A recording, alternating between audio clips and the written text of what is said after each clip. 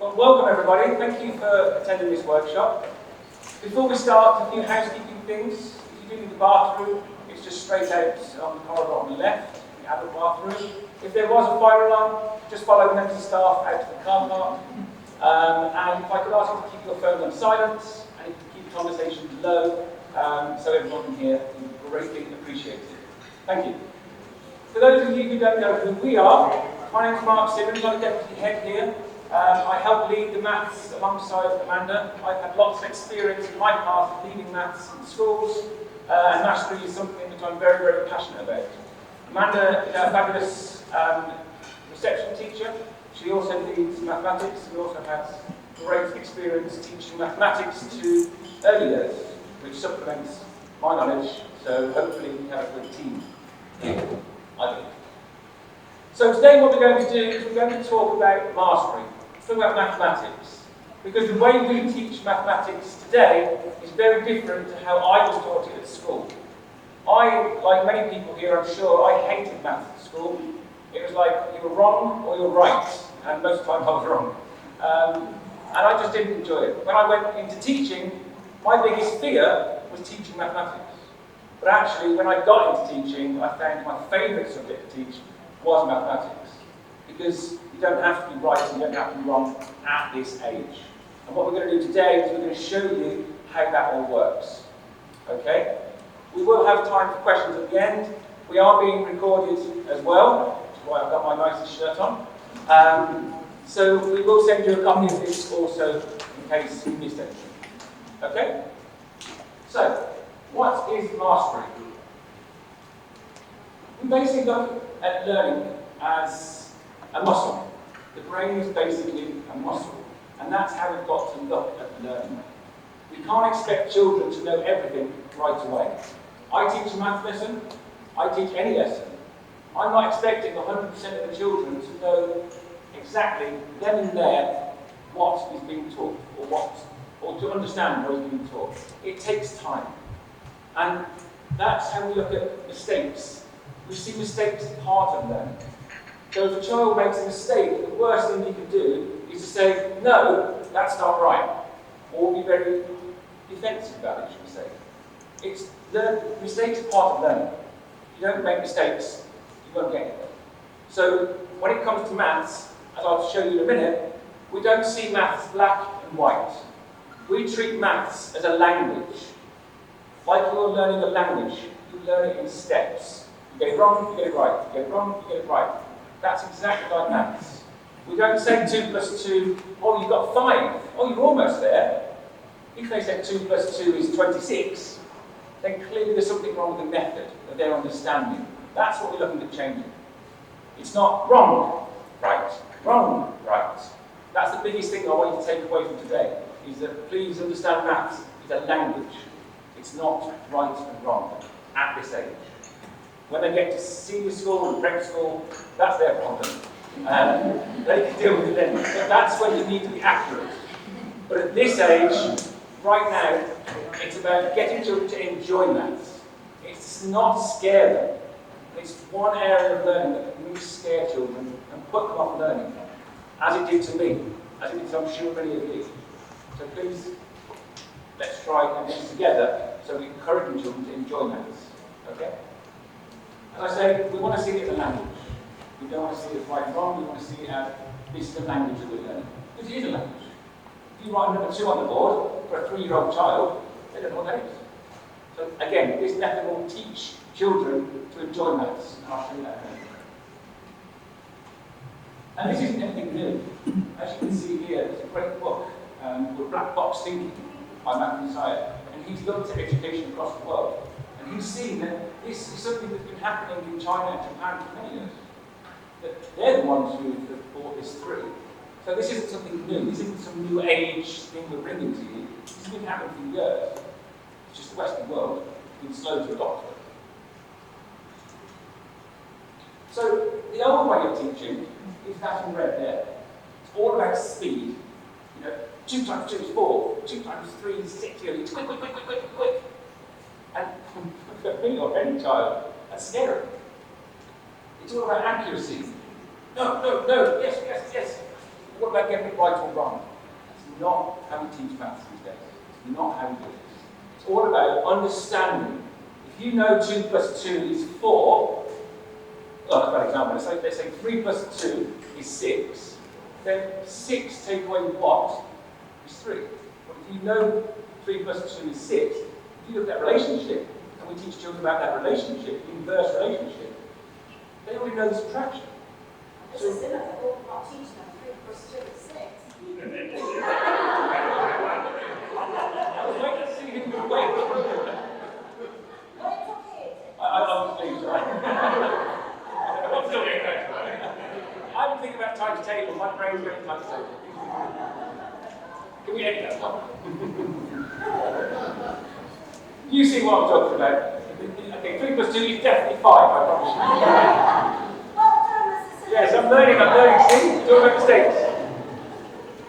So, like I say, it's all about learning that relationship, and that's what we're teaching the children, which I'm very sure. Again, if you look at the Fortune 500, the valuable skills in the workplace. It's not about learning, it's not about even knowledge. It's about being able to solve complex problems. It's able to critically think. It's able to think creatively. Now, what I'm about to show you is all 3 of those things. These are the skills that children need to learn for their future life. And who knows in 2030, 2040 when our children graduate what the skills will be. But, you know, this is something that can transfer across many fields. One thing I do want to talk about as well is worksheets. I hate worksheets. I think I upset a few teachers this year, or last year, and the year before, by saying I don't want to see worksheets in the classroom. Because a worksheet doesn't help anybody. Imagine you as say you're learning Russian. That's one good example. Say you're learning Mongolian, and you have no idea about these symbols, and you see a big long sheet of all these symbols.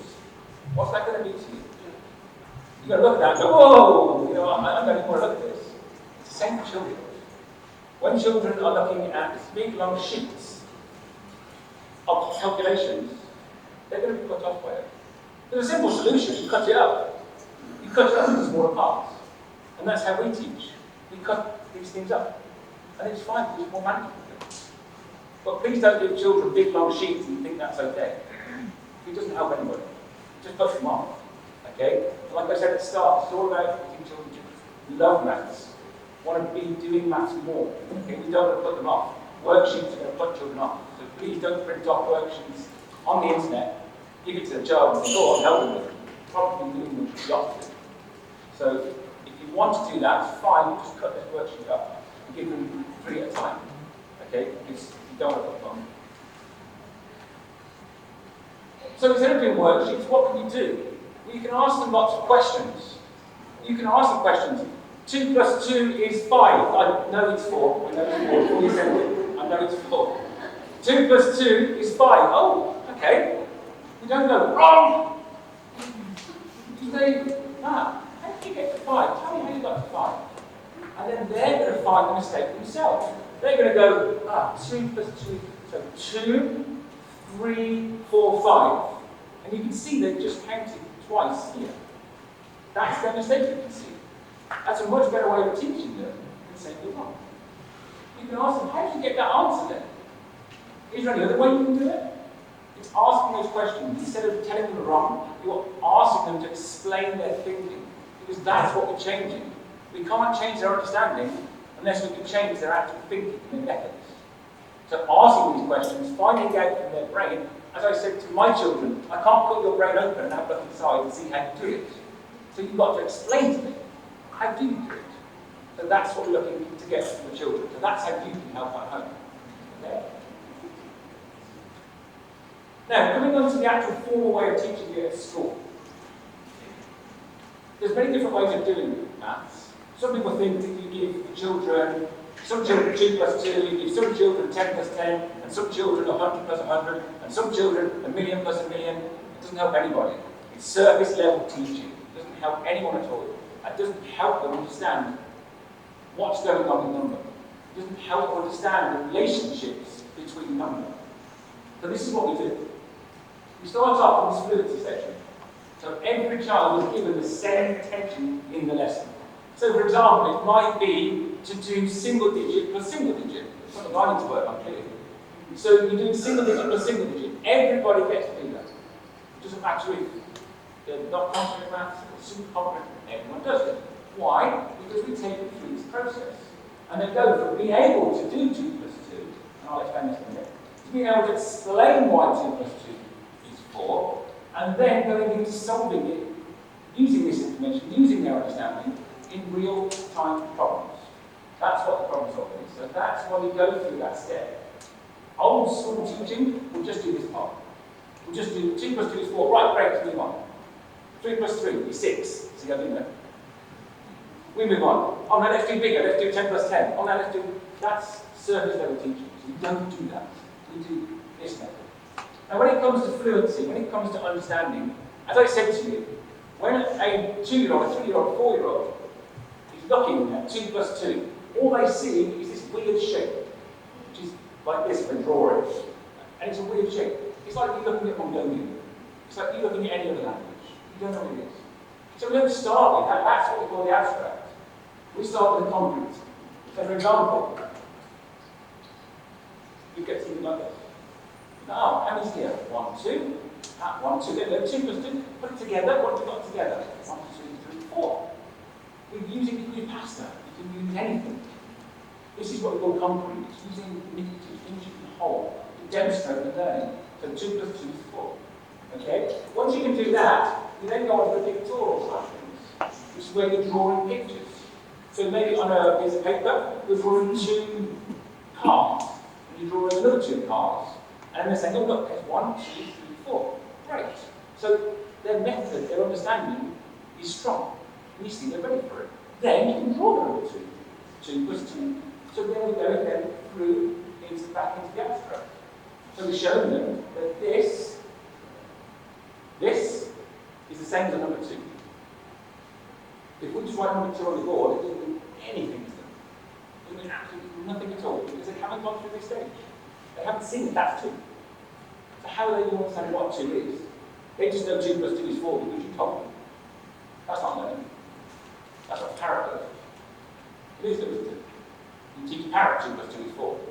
But we want to teach children to really understand what 2 plus 2 means. So this is the cycle we go through. So I've got some slides. So concrete, there we go. It's a bit from my class. I have no idea what they're doing there. I think they're doing something about number. Here they're using cubes to represent numbers. And here we're actually looking for shapes in our environment. So I'm not just giving them a rectangle or a prism or and saying, what's this? What's that? What's this? Because again, it's not context. They don't understand what that is. So we take it, we make it real. After that, we go on to the pictorial side. We start to draw pictures then. You can see here, we're drawing some pictures using numbers. Okay? So it's drawing pictures to represent the understanding. And then once they do that, you can see, we start using the abstract. But can you see here, there's no worksheet.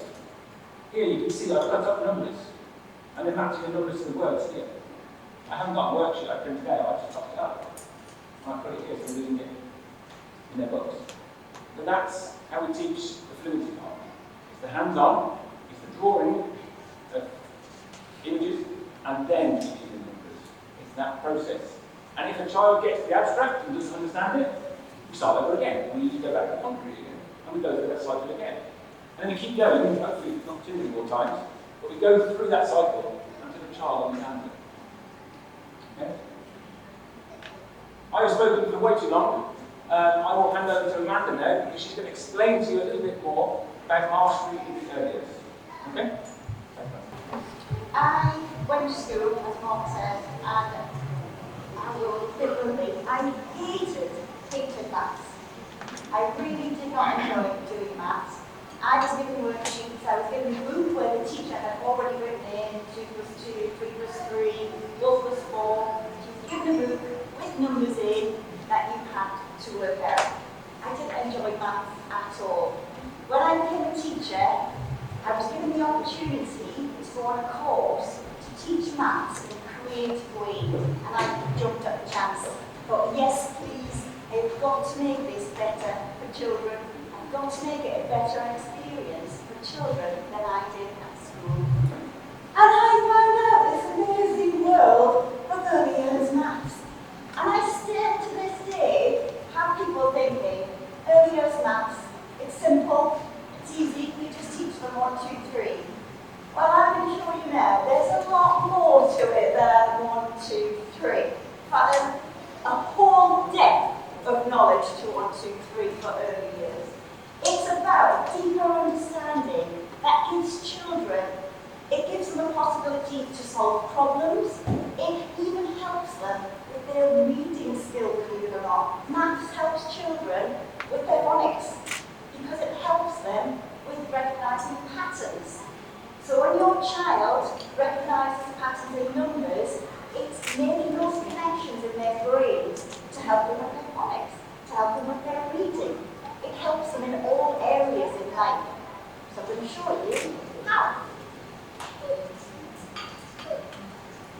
So, your child might come home and say, listen, 1, 2, 3, 4, 5, 6, 7, 8, 10, and I'm not stopping there. For the next hour, you have to sit and listen to your child count up to 100, maybe 500, maybe even 1,000, by which time you're like, right, it's past your bedtime, you need to go to bed. You think your child might know all the numbers. They might just be saying those numbers as a song. They might just know those numbers as rote. They might just be able to remember them as they've heard their teacher say them. What I want to know is, does your child know what 5 actually means? Does it know that it's just the number 5? It isn't actually 4, 5, 4, 5, 6. That 5 is actually a number on its own. So they may not have grasped that 5 is something on its own. It's actually the 5 is 5. So they may not understand that 5 is actually 3 plus 2, Mr Symmonds. Okay? 5 is actually 4 plus 1. 5 is actually 1 less than 6. It's 1 more than 4. It's not just a number that comes in a song, 1, 2, 3, 4, 5, 6. Okay? So teaching maths in early years, from pre-nursery to nursery to reception, we have very high expectations for every child in our early years. We cover all the topics at greater depth. Number sense and fluency, like Mr Symmonds, is what we really encourage. We want that fluency from early years. And even from the age of 2, we're showing them numbers in the environment all the time. So they're getting used to seeing those numbers, they're hearing numbers in daily routines all the time. And from that, we're giving them problems to solve. Oh, so-and-so was first in the line, was second in the line. You've come out, and now you've gone further back. Are you still second in the line? Think, oh, no, I'm not second anymore, I'm now 4th in the line. It's giving those problems to solve on a daily basis.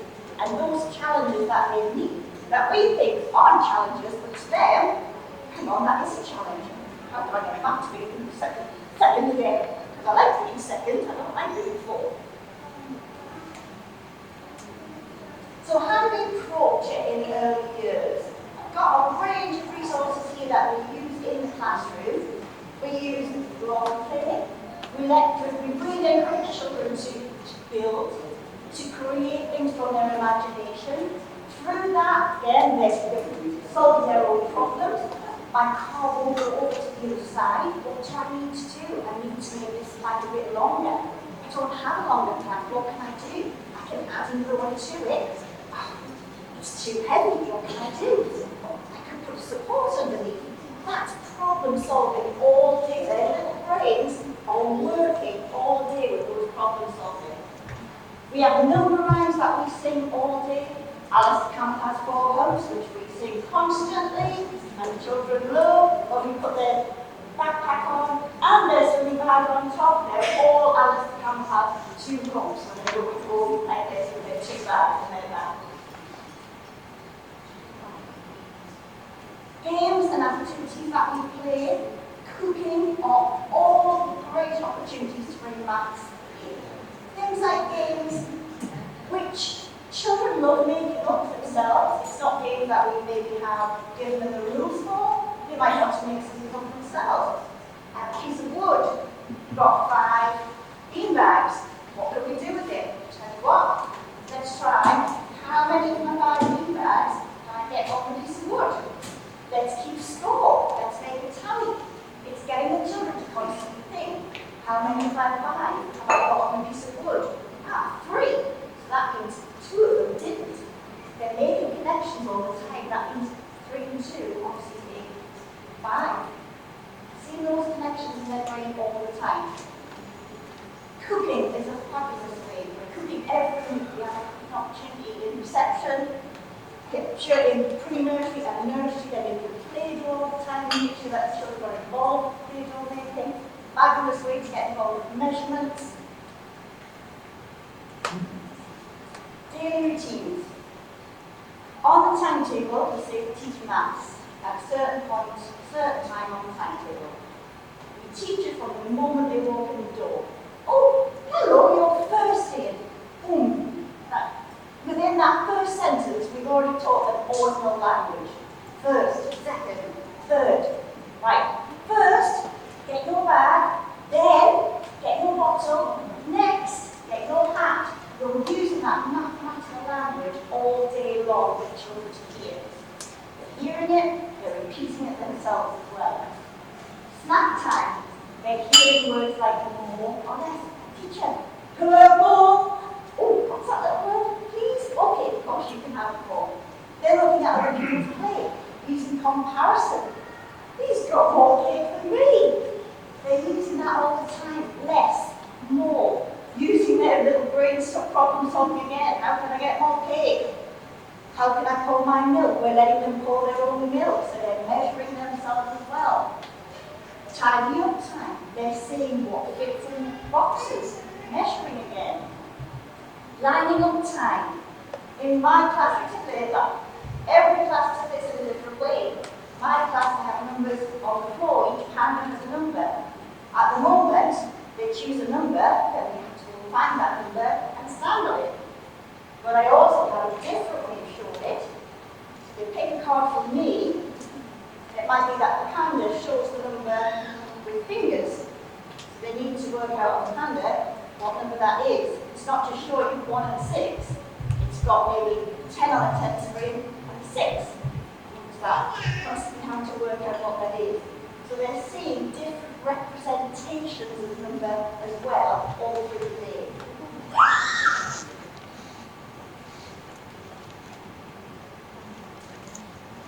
So during continuous provision, they're doing their own choosing. It's not just playing. Playing in early years is learning.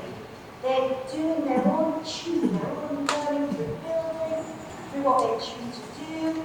They're doing mark making, like Mark said earlier. Just drawing is their own way of getting their understanding on paper. You can play a game with them. You might have just done a maths lesson with them.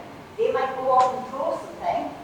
You go and ask them, and it's them showing their understanding of what they've actually just been taught. We may have just sat 5 little monkeys jumping on the bed, and somebody goes and draws a picture, bed, something on the floor, and you start asking, what's that? That's monkeys flat on the floor. That's 4 monkeys still in the bed. It might just be dots, but when they're starting to explain what their picture is, you see their understanding, and they do understand what's happened with the song. That means 4 in the bed, 1 on the floor. Yes, they're really understanding what's happening with the song. So maths for early years means fun. It means putting number and putting shape, space and measure into a fun and familiar context. Things that they understand. Like Mark said, we don't want to just see numbers on a page. Children want to be doing things that they really understand, that they really find fun. Getting messy, playing with food, playing with Play-Doh, things they can get their hands into, things they can build, things they can really think about, making fruit kebabs, things that they know that they eat at the end, making patterns with fruit. Fabulous. Yes, I'm going to get something at the end of this and fill my tummy again. Picture books are a fabulous way to find maths. And I have to admit, before I went to this course, I've read so many children's picture books. and not even thought about the maths that are in there. And I think most picture books will have, well, I think all picture books have some kind of maths in there. It might be pattern, it might be something to do with shape, it might be something to do with size, measurement, it might be addition, subtraction, keep cat, and its 4 groovy buttons is a popular one with children in reception, especially at pre-nursery. Miss Dorothy loves keep the cat. And keep the cat's groovy buttons has a song, and its buttons ping off. Great way to teach children about subtraction from such an early age. Say 2-year-old are already learning that concept of subtraction. It's gone. There's nothing left. He's got more buttons left apart from his belly button at the end. And it's got a fantastic song to teach them a really great concept about not having anything left. So you can always find maths in a reading room. Look for it. When you're reading your child a story at night time, have a little look before you read it. Think, what can I see in there? What questions can I ask my child about this book?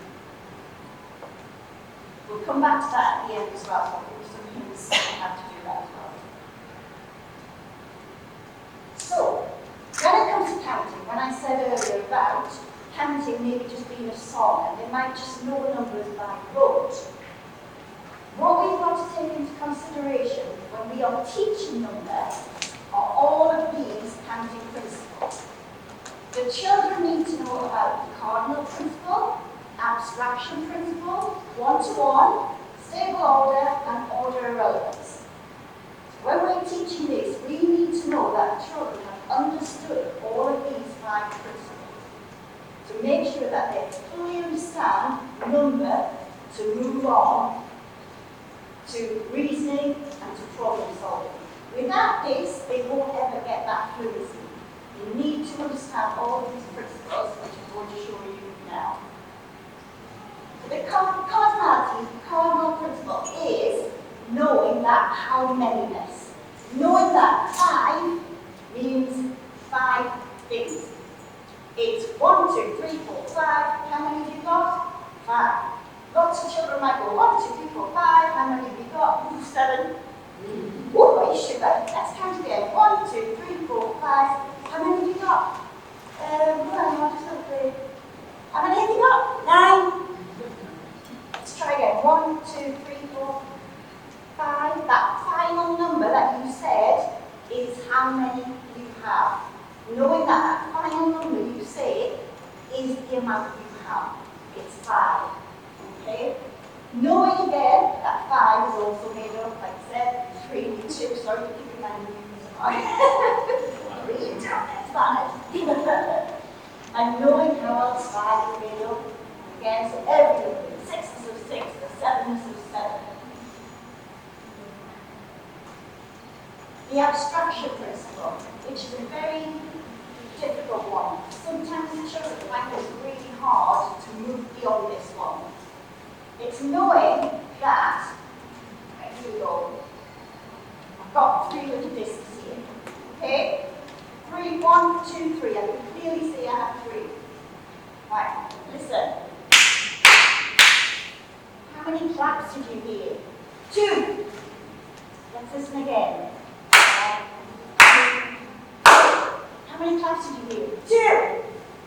2. Sure. They really can't get over that things you can't see still have the same amount. It's getting lots and lots of practice of counting things that you can't physically see. Counting how many bounces on a ball. Yeah? Counting those claps. Counting maybe coins dropping into a container. Giving them lots of practice of counting those things they can't see. Great practice at home. You can be doing that all the time with anything. While you're cooking or while you're cleaning, whatever, just tapping on things. How many did you hear? Close your eyes. How many times am I tapping my foot? Okay? Giving them lots of practice of hearing those things. Knowing that 5 elephants, which are huge, is the same as 5 little mice. It doesn't matter on the size. Those 5 mice are still the same as 5 claps. It's still the same amount. Doesn't matter what it is, that 5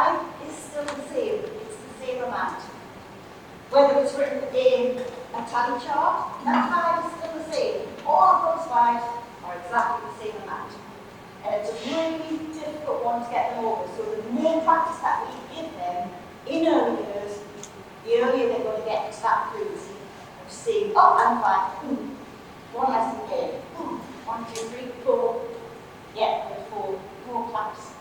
If you did one more, it would be 5 then.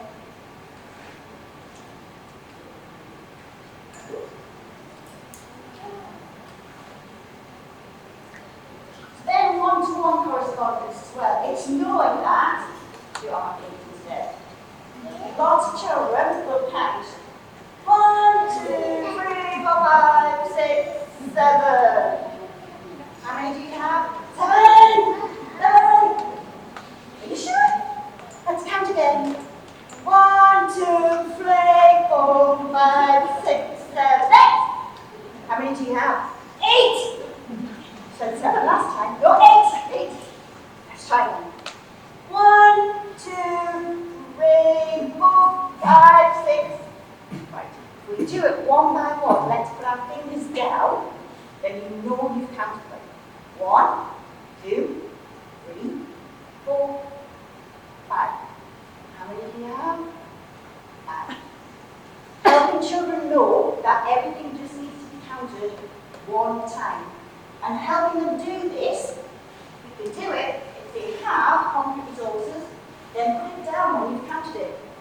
1, 2, 3. Have counters, move them. 1, 2, 3. It's very difficult for children learning to count them when they're all over the place.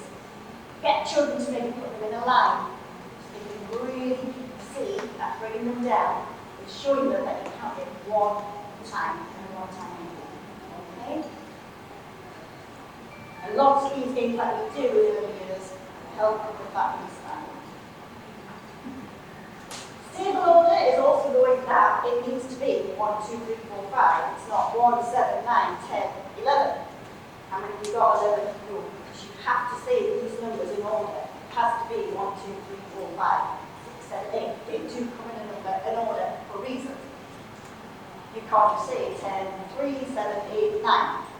So it's knowing that order, that numbers come in when you're counting in ones.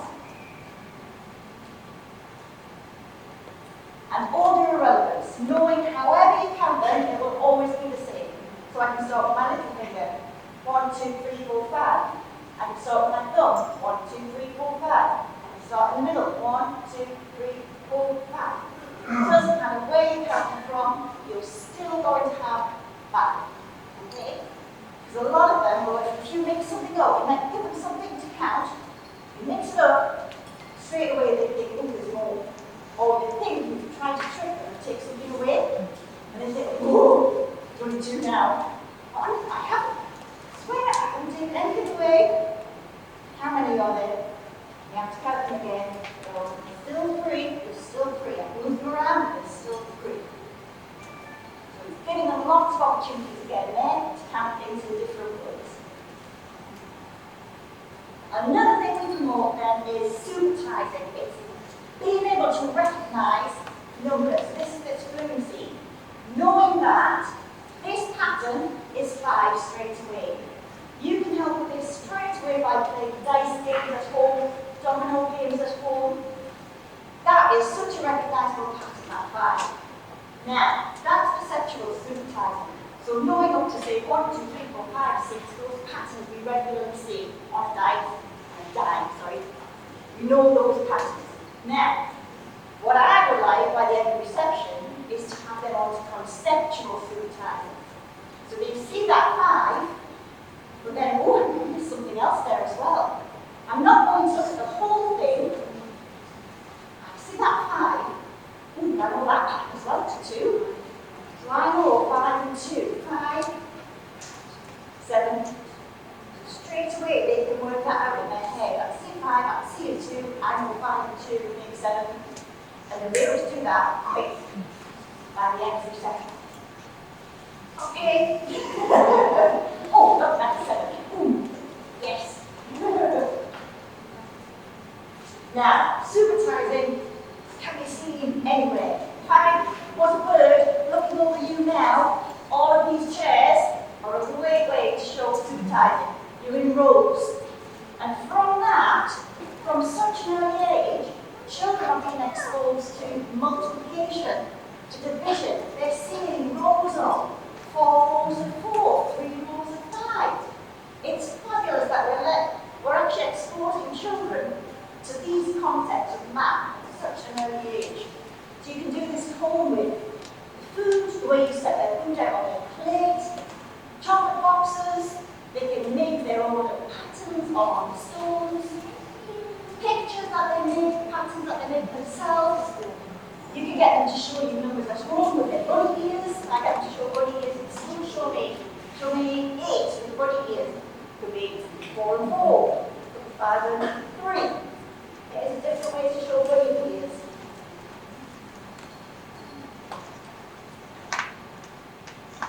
So, my best friends, I am that sad. I go home with Numberblocks on the evening. Yes, I spend my evenings with Numberblocks.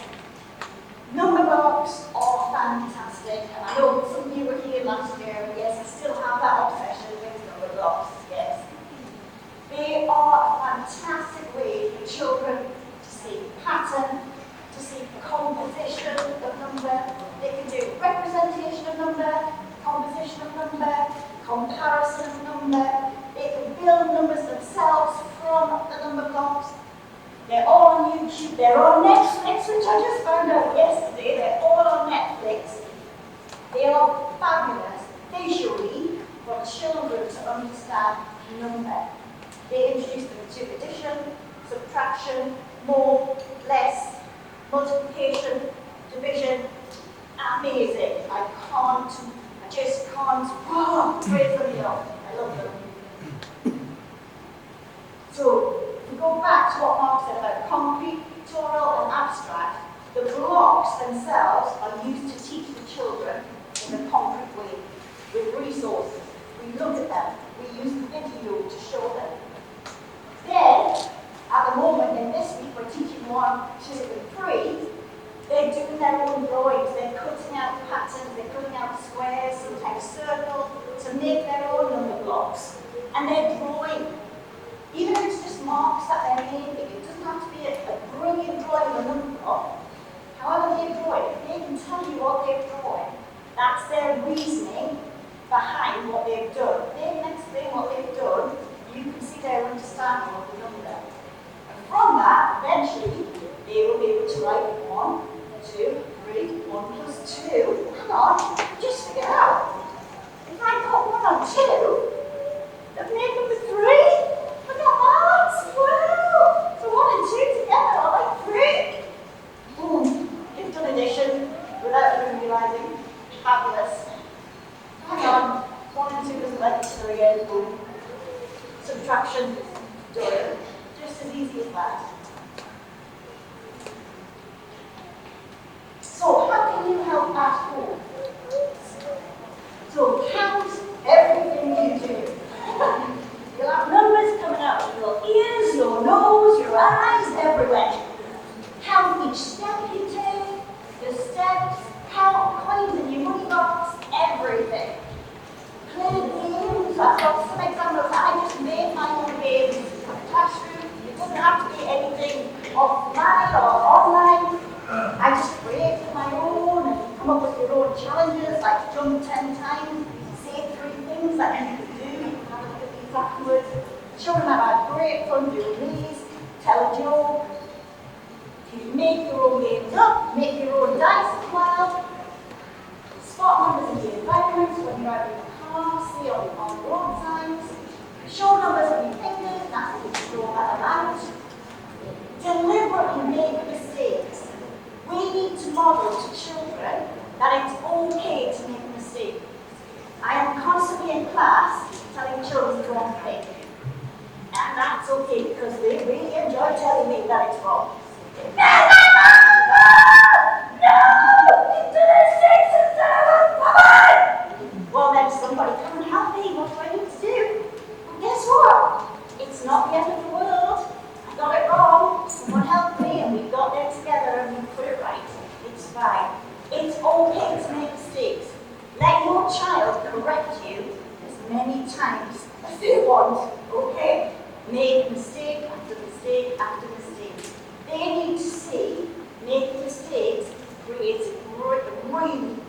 of growth mindset. Making mistakes helps our resilience. Makes us stronger, makes us better problem solvers as well. Okay?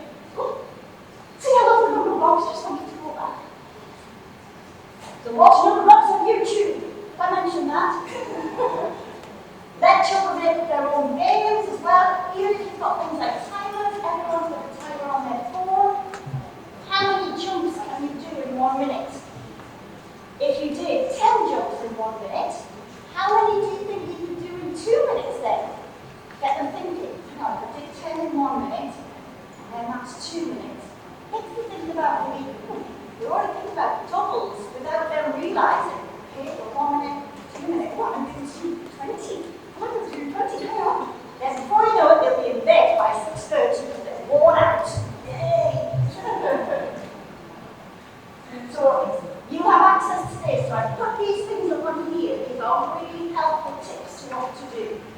So snacks times, cleaning up times, find the maths. It tells you about where you can find maths and how you can talk about it. It gives you some questions you can ask.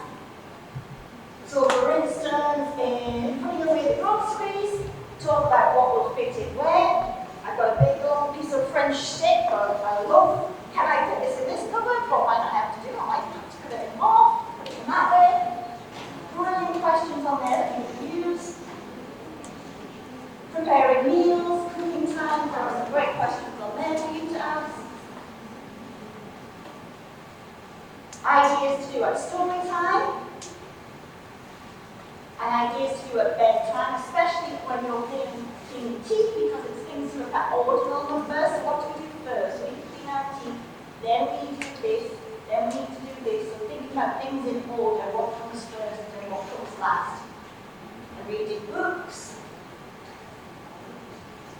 Card games that you can come up with, just with a normal deck of cards. Make your own games up, let your child come up with a game. That's fun when you need to follow their rules. Good luck. But let them keep score on paper so they can make the score. Even if they're just making marks in their head, that's their understanding. But get them to explain what they're doing with their marks, okay? And finally, what you can find in picture books. So you can look for anything to do with numbers. How many are there? You can look for patterns. What patterns do you see? You can look for shapes. What shapes are there? Can you see any of those shapes in here? Or you can look for things about size and measurement. What do you notice about that animal size? Is it really that size? How much bigger is it in real life? So try and come up with some of your own questions in there as well. And finally, constantly ask them questions. If they tell you something, why?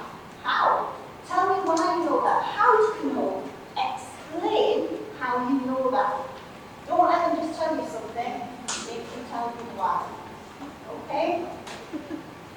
Oh, thank you. Okay, I just wanted to finish up and the last part of this presentation.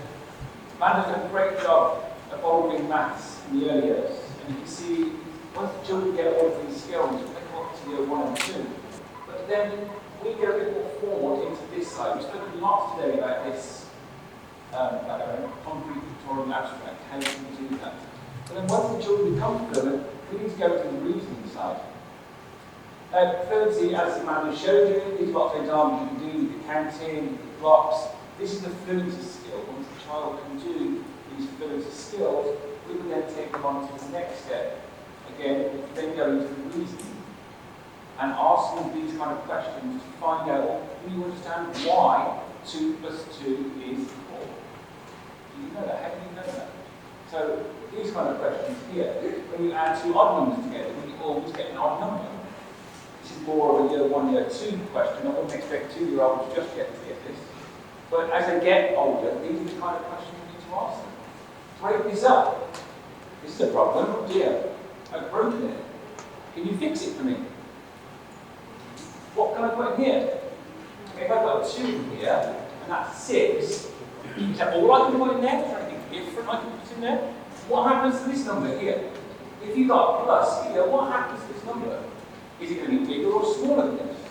Tell me why. So lots of these questions around why. As Amanda said, that's what you need to be asking all the time. Understanding, reasoning of this skill. Okay? Once they can do that, they will then go on to then do problem solving. Okay? So here's 4 different numbers. What's the highest number you can make? Is there any different ways of using different what happens if you put them in different ways of calculation? What's going to happen? Is there any way you can use subtraction with this? You know, this problem. So here, a little problem here. Sarah's got 3 dogs. What is the weight of A and B? What's the weight of A? What's the weight of B? What's the weight of C? Why are you using this information? This is higher level thinking. This is critical. Higher level problem solving. We don't expect all children to get to this. We expect all children in classes to become fluent in everything we teach. We're not expecting every child to get here. We're expecting every child, like I said, to become fluent, to be able to do the concrete, pictorial, and the abstract of 2 plus 2, 2 times 2, that's 5 times 5, of shapes. That's what we want all the children to do. This then is the extension. And this I have found experience. Very few children master this part here, if it's done correct. So where can you find more information? There's lots of information we've given you today. I'm sure you're all experts at teaching maths now. We can employ you as maths teachers next year, I'm sure.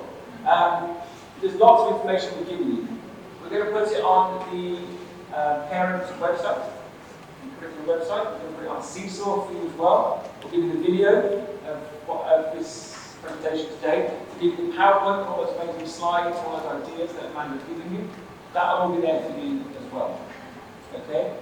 As you can see there, the workshops will be put on the site for you as well. In case you want to replay this wonderful moment, wonderful workshop, whatever it is. So that brings us to a close. Is there any questions that anybody has that they'd like us to expand on?